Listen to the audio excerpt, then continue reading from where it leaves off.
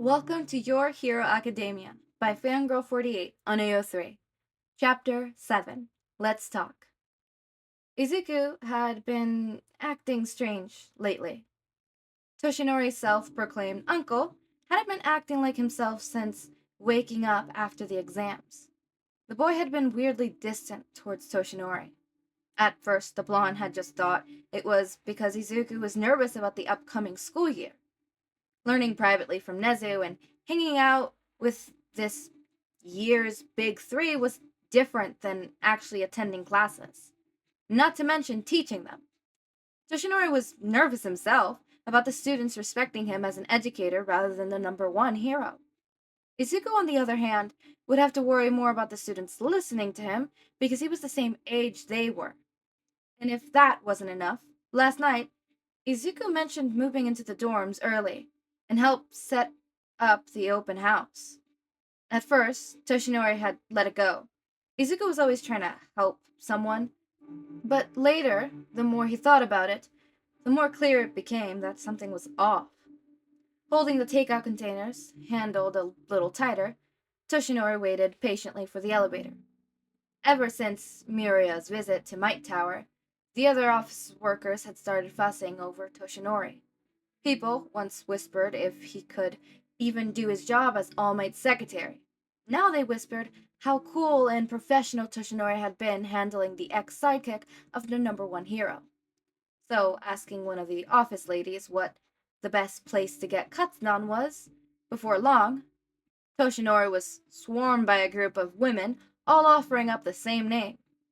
Tonight, well, Izuku was eating his food, and Toshinori would bite the bullet and ask him if everything was alright, sliding the key into the door, and the hero nearly dropped the food. Schools. All for One's voice rang out. I don't see why it has to be UA. Nezu has been very kind teaching me about what I've missed out on Hisashi. Izuku answered back smoothly. Creeping closer, Toshinori let out a small sigh of relief when he saw Izuku talking into his phone. And I want to help people. Then come with me, the villain pleaded on the other end. You could be a doctor, a lawyer, hell, even a politician like I was, just not a hero. If those jobs didn't interest me 200 years ago, why would you think they interest me now? The boy answered, sighing and slumping against the table. Toshinori took this as his cue and went to the kitchen to dish out the food. As much as the hero hated All for One, interrupting Izuku's talks with him just felt petty. Plus, we both know I don't have the right temper to do what you did, Izuku continued, clicking slightly. I'm a hands-on type of person. Sitting behind a desk all day never really appealed to me. But being a spandex-wearing idiot who punches people does? All for One hissed. I know you're listening, All Might, so just tell me, number one, do you honestly think my brother can be a hero? Especially if society knew about his connections to me? Toshinori froze at the question directed at him. The soup he purchased for himself, dripping lazily into the bowl from his spoon. Hisashi, what are you talking about? Izuku asked, sounding confused. I know you've been living with my enemy, Izuku. The man hissed lower. Both men felt shivers run down his spine at the tone. Don't lie to me. Hisashi, Was it funny, All Might? Pretending that my brother was alive just to trick me? All for One continued to ask. How ever did you find out about him? Or create such a brilliant-looking fake? Toshinori walked out of the kitchen and towards the table. Glancing at Izuku, he saw the boy's face and became furious. Izuku looked like he had at Nabu when he told everyone about his family's death. It was as though everything inside him had been hollowed out, leaving nothing but a shell behind. Enough, All for One. The hero slammed his hand hard on the table. Just enough. I don't know what you think you're accusing me of, but Izuku is real. And how could I possibly know that? Because Tomura told me so, Toshinori answered, earning a gasp from the pair. Looking at Izuku, Toshinori felt guilt for not telling him sooner. I meant to tell you about the dream, Izuku. Tomura was there, and we were in a garden. He thanked me for finding you. There was a slight pause from the villain. As if I would ever believe a thief like you, Yagi. Izuku angrily hissed at the phone. Toshi isn't a thief, he's family. He's a thief, just like all the other ones. All for One argued back. They take Tomura's quirk and pass it along as though it belongs to them. It was mine. He was my brother. Toshinori's heart gave a sudden urge in his chest.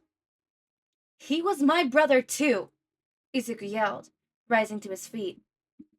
Tomura gave someone his quirk. It's connected us to them. It made them part of our family. It gave me Toshinori. Without him, I would be alone. You could have come to me, All for One yelled back. I could have protected you, kept you safe, made sure that I was real. The green-haired boy snapped. You still think I'm a trick, don't you, Hichan? It's clear now that you've been spying on me. Would you have put me in a vault, like you did Tomura?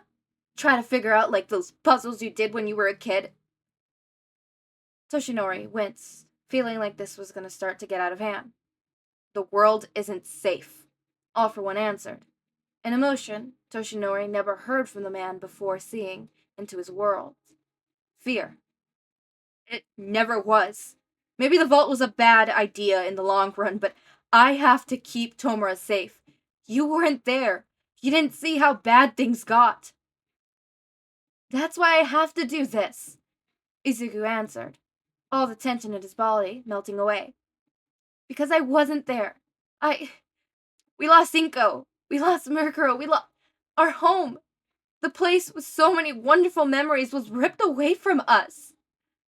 All for One was silent, so Izuku continued. Then you lost me and Tomura. You were alone for so long, Hisashi. I don't think you really get it anymore. The reason I want to be a hero is because I can't lose anyone else. Being one of those spandex-wearing idiots, as you called them, gives me the chance to make sure that doesn't happen. Toshinori leaned in, planning to hug the boy, only to be pushed away. Don't! Izuku yelled at Toshinori, pushing the man away. Izuku. No! This is my life! The boy yelled, pointing at the innocent-looking phone. You still don't believe I'm me, and you're upset that I would want to be a hero, when you, of all people, should know better than anyone else why I want to be. The person on the other end was silent. And you... Izuku turned to point at Toshinori. Don't be nice to me when you're just going to leave me behind too, Izuku yelled, walking over to the desk, pulling out all the apartment listings, throwing them on the table. If you didn't want me to live with you, all you had to do was say something. Toshinori opened his mouth. He knew he should have talked to Izuku about this when he started looking for a new apartment. But number one had wanted to surprise him so much.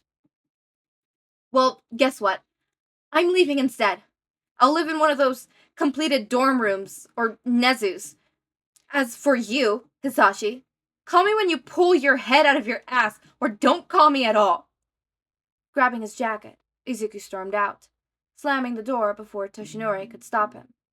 Sighing, the number one hero sat down, looking at the papers.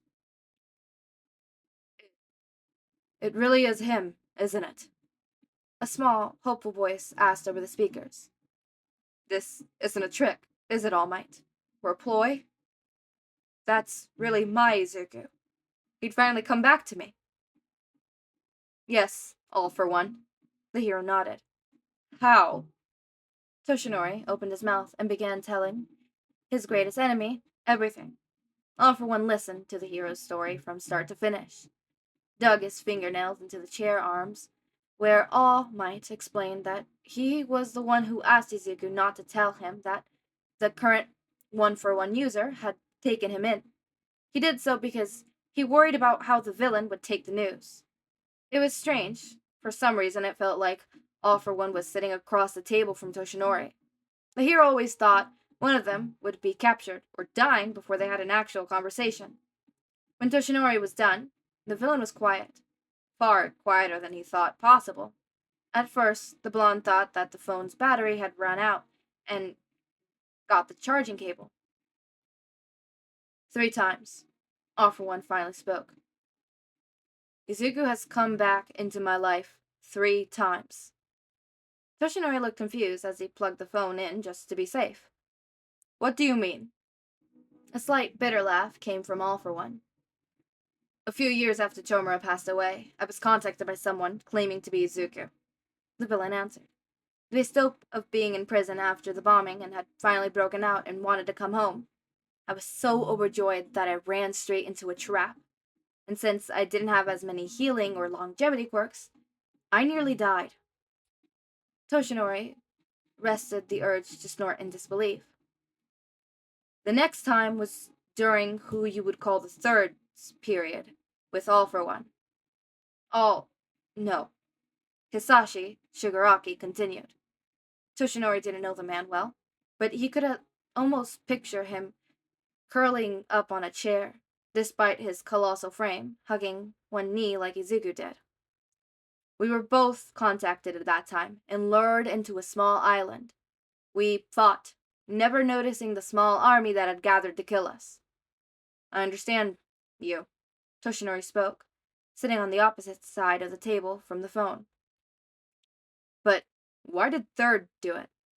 Each of us was the leader of 2 of the largest quirk movements at the time, the man answered, clutching slightly. Third was a strange man. Rested as a weapon since he was young, and he took everything so literally. You can imagine fighting someone like that, how frustrating it could be when you're... Never mind. Alright, what about the 3rd time? 4th era, Hisashi mused, remembering the past user. Amnesia was the ploy this time. Izuku claimed to have lost his memory, moved on and got married and even had kids and now grandkids that he wanted me to meet. I was smarter that time. Did my research. Hisashi spoke, a heavy sadness in his voice. It was a long time plan in the making. The person they tricked into believing he was Izuku really did have amnesia. Medical documents I got my hands on fit with the injuries he could have sustained in the bombing. The timeline matched up that I was so sure that this time it was him. But it wasn't, Toshinori sighed. The man's behavior with Izuku was now starting to make sense. 3 times he had thought his family was alive, and 3 times it proven to be a lie. The house was rigged. Hisashi spoke softly, the weight of his words not fully reaching the hero for a moment. 9 people died. 6 adults, 3 children. The youngest is not even a year old. Toshinori wanted to throw up hearing this. And after that, I just... Hisashi spoke, the mask of All for One slipping back on. I just couldn't do it anymore. I had to accept that Izuku was dead and never coming back. No, you didn't. Toshinori shook his head, remembering Nabu. I've seen the graves. 7 markers. Each was for a different holder. I've seen an... A loud slamming came from the other end. Don't you dare say her name. Either of theirs. All right. The blonde nodded, finding the edge of the villain's goodwill. But I never saw one for Izuku. You may not have said it out loud, but I don't think you never really gave up on finding him. All for One gave a small chuckle. How strange is it to be comforted by the man who almost killed me. The feeling is mutual, Toshinori said, placing a hand on his side. Almost as bizarre as finding out that you know where I live and that I came home. There was a slight noise, almost like a snort at the other end. I've always known, Yagi. I just find killing one's enemy in their own home is so cliché and uninspiring. Somehow that doesn't make me feel better, Toshinori said, pulling the apartment listing Izuku had thrown at him closer. I have rules. You may not believe me. I do. Toshinori interrupted. Toro. And I know about Nana. We talked to Ringmaster. We know you didn't kill her husband. That you actually were furious when you found out. I see. All for One said on the other end. It might not seem like much, but I researched for the leak. Shiramu was not my favorite holder, but her family did not deserve what happened. As for her child. Kurutu? Toshinori sat up straighter, feeling scared for the only living link he had to Nana. Take heart in this. I know where Kurutu Shirokuma was from when Nana left him at the orphanage, but neither I nor anyone in my organization ever laid a hand on him. The weights inside Toshinori lifted at the words. Thank you. There was now an awkward silence between the pair. I should go find Izuku, Toshinori said, straightening up. He's probably cooled down enough that I can talk to him now. He's at the beach. All for One offered. The one you had him clean? Toshinori bit his tongue. Didn't All for One realize that his spying was part of the reason that Izuku had stormed out in the first place? Perhaps Izuku's right. I need to sort out some things before we reunite, the villain said. But I will be watching All Might. If I think for one moment you or Nezu are taking advantage of my brother, I will come at you both with everything I have. I look forward to you trying, All for One. There was a silent pause before the call ended. Toshinori let out a small sigh of relief before heading to grab his coat, eyes looking at the food on the corner, sadly. Thank goodness for microwaves. Izuku hugged the small body closer, trying to absorb its body heat. The canine's gray and black fur tickled his nose. Izuku had almost walked by the abandoned dog, leash tied to one of the railings on the fence, a mock sign next to them, reading, To a good home, heart. As soon as Hazel met Angry Green, Izuku decided that the dog was coming home with him. He wasn't exactly sure where home was right now, but the dog would have a place there. Perhaps the dorms would like to have its very own mascot. Convincing Nezu wouldn't be too hard. Aizawa, on the other hand... Izuku! A voice came from behind, causing the boy to stiffen. Can we talk? Izuku didn't say anything, just clutched the dog tighter, earning a slight whine from them. A few seconds later, a body sat next to him on the sand, reaching out and scratching the dog's ears, earning a slight growl from the canine. The dog seemed to sense Izuku's displeasure with Toshinori and clearly choosing their side. I know you're not mad at me, Toshinori began, looking out at sea. I should have told you what I was doing. Then why didn't you? Izuku wanted to say. You came into my life so suddenly. I don't regret taking you in, but... Toshinori continued. I knew as soon as you and Nezu began planning the dormitories, you were going to leave. I was okay with that. You were old enough to decide where you wanted to live. I just wanted to surprise you later when you came home with an actual bedroom. Izuku jerked up, looking wide-eyed at the blonde. What? Izuku, your room is basically just a cot and my guest room. I may have started moving all my gifts from fans that have given me to the office, but I still a far cry from an actual bedroom, Toshinori explained. So you're not leaving me? Izuku whispered. Of course not. We're family, Toshinori smiled, placing one arm around Izuku and pulling him closer. At the end of the day, you're still my favorite uncle. Izuku gave a watery laugh and returned the hug, feeling the dog slip out of his hold. The canine ran away quickly before turning and barking at the pair. Toshinori inspected the dog closely. Guess I should look for a place that allows pets too, though I'm not sure what breed he is. I think he's a mix, but one of his parents was definitely a corgi. Izuku held out his arm, gray and black, immediately diving into them. Look at his ears and little legs. Just a bundle of sunshine wrapped in a storm cloud, aren't you? aren't you?" The dog barked happily, licking Izuku's face before dashing off towards the water. Seconds later, Izuku and Toshinori joined the dog, enjoying peace only the cool night air and sea could offer them. I knew it. I knew it was gonna be the whole, "Oh no, you're leaving me!" Wait, you were looking for apartments so that I could get a room? Oh my god! Silly, haha, miscommunication. Alright. Love that. Absolutely love that, you know? Also, doggo! Oh my god, he gets a dog. I would have preferred a cat, but he gets a dog. I love that. And the conversation All Might and All For One had was very interesting. It puts to light why All For One is so skeptical of Izuku, like, you know, returning, because, like, if it's already happened 3 times, like, you know, it's like the whole, like, the boy who cried wolf kind of thing, but except, you know, obviously Izuku didn't cry wolf, but it's happened so many times that when it actually really does happen, he's gonna be a bit skeptical.